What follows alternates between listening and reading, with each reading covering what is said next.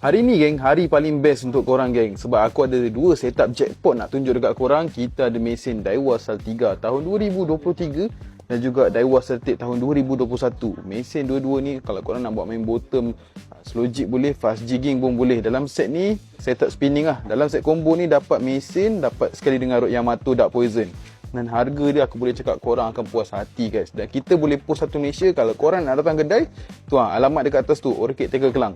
Jadi guys, kita start dengan yang pertama dulu guys. Kita ada Daiwa Saltiga tahun 2023. Yang ini saiz 5000H. Condition mesin memang sangat cantik guys. Luar dalam 9/10. Memang cun dapat siap dengan tali dan kotak di belakang tu. Dan untuk rod pula guys, rod korang boleh tengok action rod ni memang cantik action depan dia tu lembut, belakang keras. Macam aku cakap sebelum ni guys, rod ni dia punya action soft dan power. Bila soft dan power, depan lembut soft, belakang power, keras. Jadi kalau korang nak tarik beban yang berat, ikan besar, batu berat pun tak ada masalah. Kalau korang nak tengok action rod ni macam mana, korang boleh tengok ujung video lah.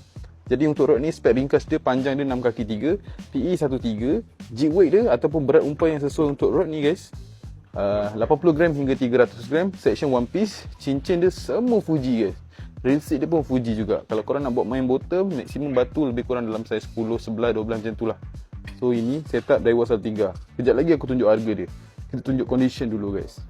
Untuk rod pula guys, rod semua baru. Dekat sini rod baru aku bagi korang. Mesin saja second hand. Untuk Daiwa Celtic SW, saiz 6000H ni pun cantik juga. Luar dalam 9/10. Korang boleh datang kedai, rasa sendiri, kayu sendiri guys. Korang boleh rasa, beli depan-depan pun boleh, tak ada masalah. Kita tak ada tipu punya guys. So ini kotak dia, Daiwa Celtic. Ni kotak Daiwa Saltiga. Jadi untuk harga dia, dekat whiteboard ni, korang tengok. Daiwa Saltiga harga dia 25 lebih je.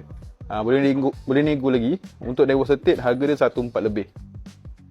So ini dia, korang screenshot whiteboard ni, DM kita sekarang ataupun terus datang kedai kita di Orchid Tackle Kelang. Kita pun boleh post satu Malaysia. Kalau korang berminat, korang roger je guys. Action rod Yamato Dark Poison. Kali ni guys, korang boleh tengok betapa liatnya rod ni nak tarik kerapu.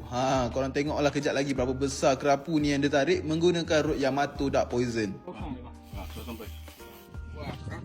Woi, woi, woi, bos.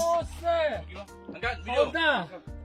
Tengok saya. Piotong. Okey. Oi, nak masuk kedai bro. Ose. Woi. Aman. Iya, tasopan. Lihai. Oi, nah. Ya. Boron.